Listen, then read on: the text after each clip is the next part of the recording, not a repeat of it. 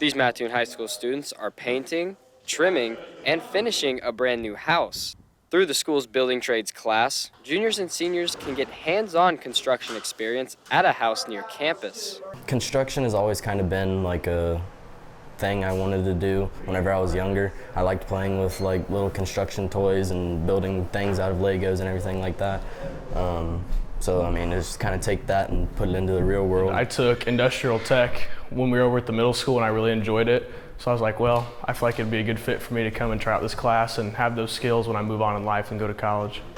Students in the class don't just finish these houses, they build them from the ground up each year, starting in August and continuing through the school year.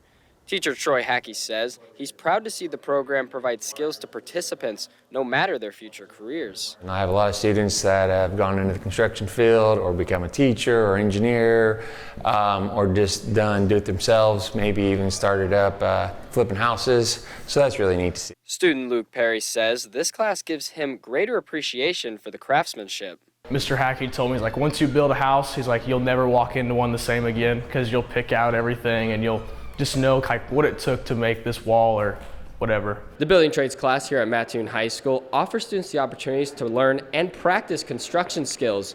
But for someone to actually live here, everything has to be just right.